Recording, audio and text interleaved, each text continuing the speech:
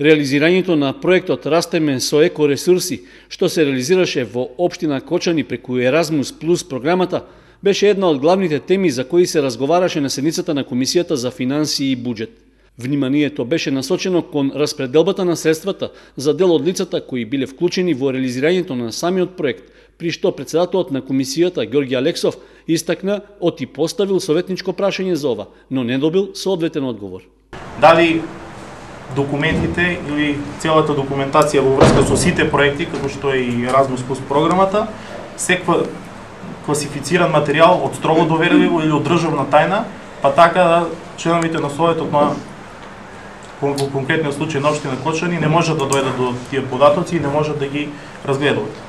Одговор стигна од секторот за локален економски развој, од каде рекоа дека се работи за проект што е реализиран со буџет од 96.500 евра, при што општина Кочани била носител на проектот, а се вклучени и Основното училиште Раде Кратовче, невладината локална акциона група од Кочани и 3 партнери од градот Пазарџик, Република Бугарија. Во делот на податокот за информации за кои лица од општинската администрација добиле надоместоци од овој проект, значи ви дадовме одговор дека се податоците доверливи. Во однос на сегашното прашање дали сите проекти, сите податоци се класифицирани доверливи, тоа зависи од самиот донатор, значи условите подпишани во договорите за грант.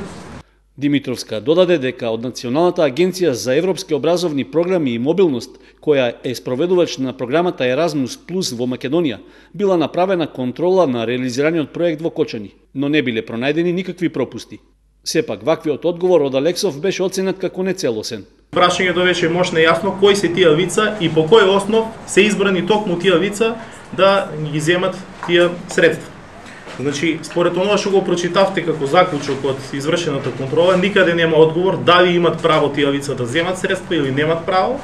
И сметам дека доколку вистински органите постапат по представките кои што или по сомненијата кои што ги имаме и се уште ги имаме, значи ќе треба да се даде одговор кој е начинот или кој е патот да бидат изберени токму тие лица и токму таа вредност да биде поделена со нив.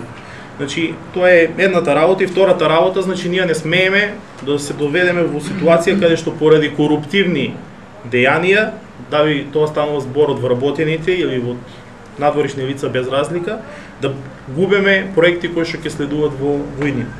Членовите на Комисијата за финансии со 3 гласа за и 1 воздржан ја усвоија информацијата за аплицираните и реализирани проекти во текот на минатата година. Истата ќе се најде на разгледување и пред Советот на општината на седницата што е закажана за петок.